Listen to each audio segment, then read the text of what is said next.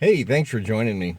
So I had this idea to go out this morning to shoot an old building it's one of those that I really love photographing.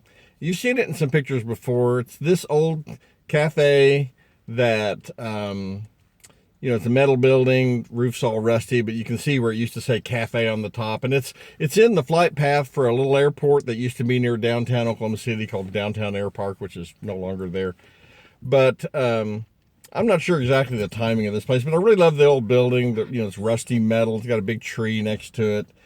It's just a favorite subject. But I had this idea to go out before the sun was up, while the sky is just starting to lighten behind it in the west, and there were some clouds along the horizon.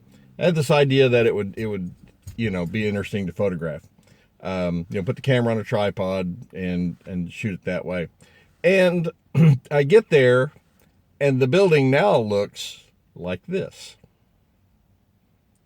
So clearly I'm not going to photograph that or spend any time with that. So this really points out, though, how important it is when you see something that you think you might want to photograph, don't put it off, because all it takes is one day, and the next thing you know, it's not a good subject anymore. So anyway, I went to kind of a second place that I had been thinking about.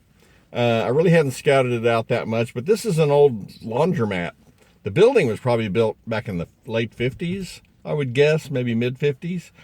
And it's evolved a bit over the years. Just a year or so ago, it had this big Maytag sign on the front of it, and that's been removed now. It's got this laundromat sign, but it's a kind of a neat old building. And so I got there, got tripod set up, got the camera set up. Sky's just starting to show a little bit of color. And so I want to go through these pictures to kind of show you, what I was able to photograph and the settings I used. And the camera I used was my E-M5 Mark II, the Olympus. And it was just the 14 to 42, 3.5 to 5.6 2R kit lens. This is the one the kit lens that I really prefer on the Olympus cameras. They still sell this lens, still make it. It's pretty affordable. It's got decent image quality, and I thought it'd be a good subject or good lens for this. Anyway, but I set the camera up with a 2-second self-timer and anti-shock. One of the selections is a self-timer with anti-shock. I had the camera set to RAW plus JPEG. What I did is just watching the screen, basically adjusted the exposure by using the exposure compensation. I set my ISO to 200. I wanted the lowest ISO. Since I'm on a tripod, I didn't mind a longer shutter speed. Set the lens at f5.6, basically on all these. That's the point on this lens where you probably have the best image quality, between 4 and 5.6. And of course, Micro Four Thirds has plenty of depth of field, which I wanted for this, so no problem there. I use the leveling guides in the display. If you've never seen that on the E-M5 Mark II, there are leveling guides you can turn on. There we go. You can actually see these leveling guides. There's one over here and one at the bottom, and as you turn or tilt the camera, they show you, whether the camera is level, both vertically and horizontally. When they turn green, the one I'm actually trying to straighten up is the one at the bottom here. When you have the camera perfectly level, they turn green. Otherwise, they show you, how much off center, so you can get your horizon straight. You can even adjust the tilt. In this case, I wasn't so much concerned about the tilt, but I definitely wanted the camera to be level. So I used that, and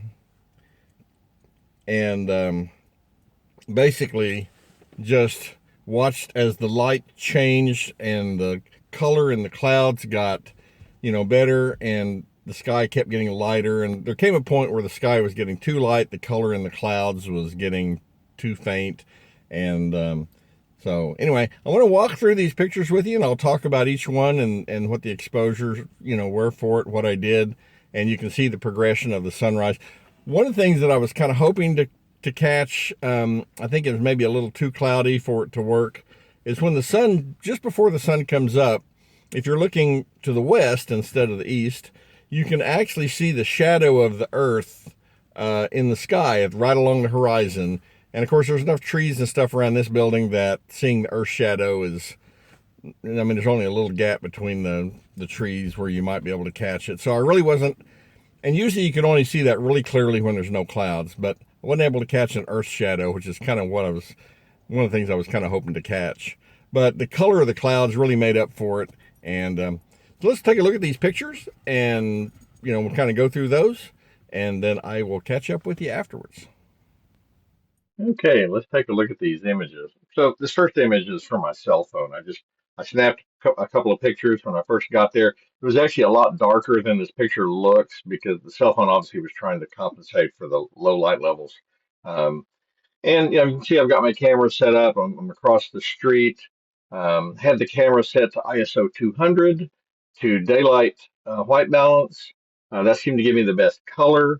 Um, I set the aperture on the lens at f5.6. I had a 2 second self timer set so that I could just touch the shutter button and then not touch the camera. 2 seconds later, it would take a picture.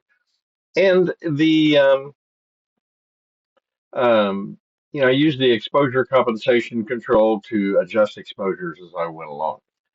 So you can see the sun was not up yet. This is about 7:19 in the morning. Sunrise is around 7, full sunrise is around 7:40. So I'm about 20 minutes before the sun actually rises. And if we look at the first picture, you see it's pretty dark. This is at 7:19 in the morning. There's um, basically no color in the sky. It's just blue. You can see, of course, the building's lit up. And it's not a nighttime shot. There was some daylight starting to happen, but it was still pretty dark. 5 minutes later, you start to see some color in the sky, and it's still pretty dark, but you start to see these colors develop as the sun gets closer to rising. It's starting to throw some light, that's refracted over the surface of the earth into those clouds, gives it that nice pinkish color. And then about 6 minutes in, it just starts getting a little bit lighter. 7 minutes in, it's actually really starting to brighten up a little bit. This is about the area where I kind of wanted to be. This is pretty close. I wanted to have a good balance between the sky exposure and the building exposure, be able to see inside, but without the lights of the laundromat really just, really taking over the image in terms of, because they were so bright. And so the nice color in the sky. Um, this one's just another minute later, and it's just again a tiny bit brighter, but it's starting to look pretty good. I, I I adjusted the exposure down on this one. This one is about 10 minutes from when I started. I wanted to see if by reducing the exposure a little bit, I could get a little bit more color in the clouds, and I could, but then the building gets kind of dark and doesn't. I don't know. I don't like it quite as much. And then 11 minutes in, it's really actually starting to brighten up. Sky's starting to lose its color, and that was the last exposure. That's kind of where I stopped. So, but you can see if you go through these images that in 11 minutes from here, to there, it's just 11 minutes. So you really have to be there at the right time.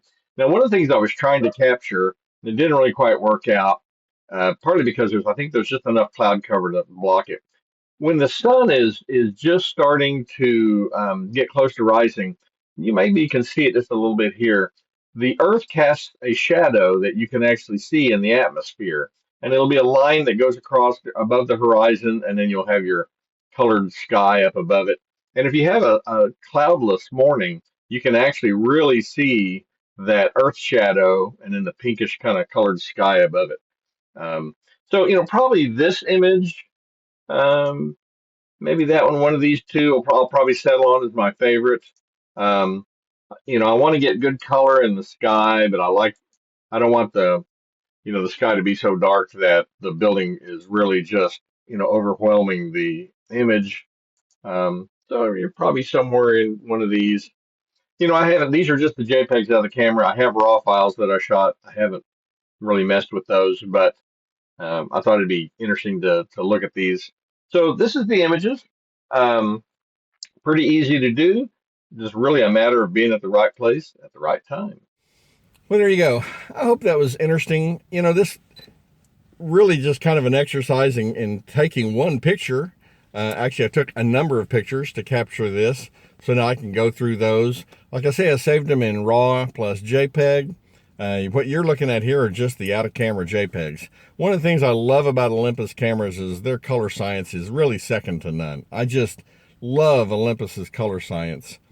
And I did have the camera, like I say, on a tripod, so I was able to just make adjustments and keep the thing framed the same way and go from picture to picture. So anyway, I hope that was helpful.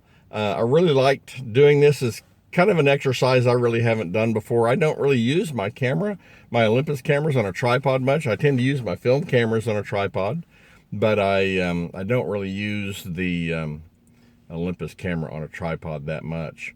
The image stabilization is so good on it that it's often just not necessary. In this case, I wanted to be able to move from exposure to exposure to exposure and have the framing be exactly the same. So the tripod made sense. Anyway, I hope you enjoyed that. If you have any thoughts or comments, I always love hearing from you. Please don't hesitate to leave me a comment. And as always, thanks for watching.